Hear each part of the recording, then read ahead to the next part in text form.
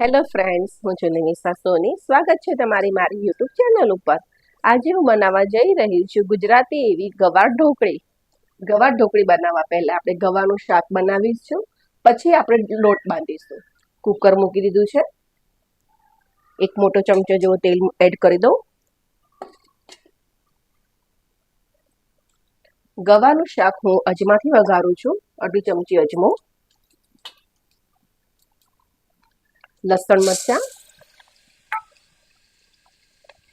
અને 150 ગ્રામ જેવો મેં ગવાર સુધારીને રાખ્યો છે તે એડ કરી દઉં. અડધા ગ્લાસ સુધી ઓછું પાણી એડ કરી દઉં. એના અંદર અત્યારે મસાલા એડ કરીશું આપણે. અડધી ચમચી લાલ મરચું પાવડર, થોડીક એવી હળદર, થોડુંક એવું ધાણા જીરું અને સ્વાદ અનુસાર મીઠું.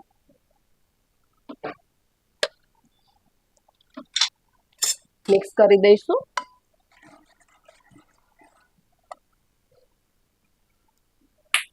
કુકરનું ઢાંકણું બંધ કરીને આપણે 3 વિસલ લઈ લઈશું. ઢોકળીનો લોટ બાંધવા માટે હું થોડોક એવો રોટલીનો લોટ લઈશ અને આટલા જ પ્રમાણમાં હું ભેળનો લોટ લઈશ. ભેળનો લોટ પણ ચાળી લઉં.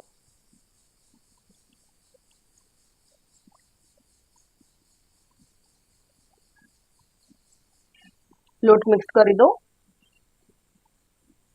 લોટની અંદર મસાલા એડ કરી દઈશું. 1 ચમચી લાલ મરચું પાવડર, અડધી ચમચી હળદર, 1 ચમચી ધાણા જીરું પાવડર, સ્વાદ અનુસાર મીઠું, 2 મોટા ચમચા જેવું તેલ,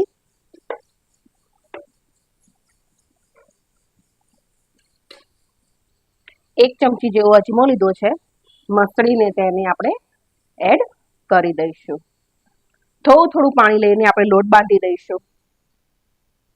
મસાલો બધો લોટમાં સરસ મિક્સ કરી નાખ્યો છે. થોડું કરીને આપણે પાણી એડ કરીને લોટ બાંધી દઈશું.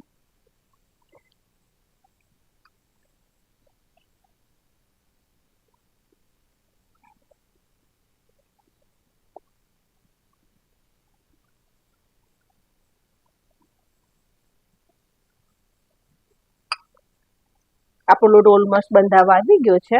સરખું આપણે ટોપીને રેડી કરી લઈએ. આપણો લોટ બંધાવી ગયો છે.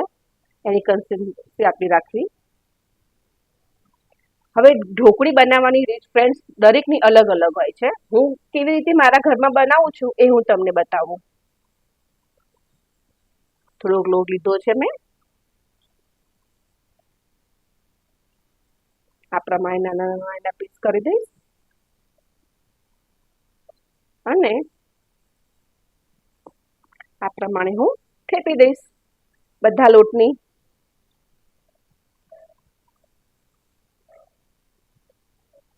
થોડી પતલી રાખીશ એટલે ચડવામાં જલ્દી ચડી જાય.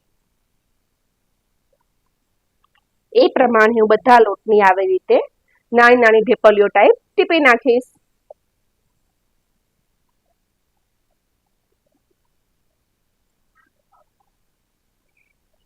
ગવાનું શાક ચડી ગયું છે ફ્રેન્ડ્સ. અલગ વાસણમાં હું નીકાળી લઉં.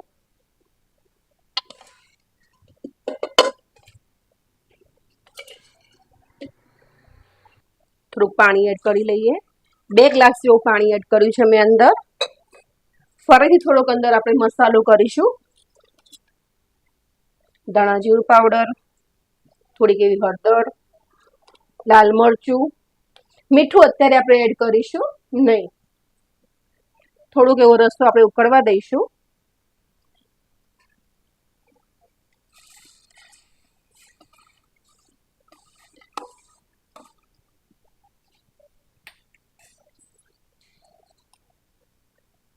ઢોકળી થેપી હતી અંદર એડ કરી દઈએ આપણે થોડી કરીને.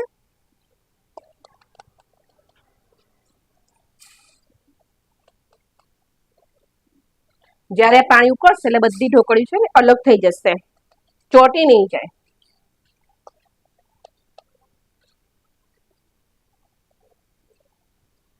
થોડુંક એવું સરખું મિક્સ કરી દઈએ.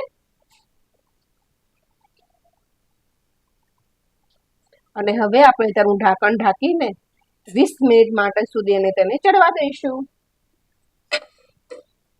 2 મિનિટ જેવું થઈ ગયું છે. રસો આપણો ઉકળી ગયો છે. હવે તેના અંદર એક ચોપ કરેલું ટામેટું અને 2 મરચાં ચોપ કરી રાખ્યા હતા તે એડ કરી દઉં. સરખું મિક્સ કરી દઈએ ફરીથી. તમે લાસ્ટ સ્ટેજ ઉપર જો ટામેટું એડ કરશો ને તો એનો ટેસ્ટ કંઈક અલગ જ આવશે ફ્રેન્ડ્સ. હવે પાછું તેને ઢાંકીને આપણે 20 મિનિટ સુધી તેને ચડવા દઈશું.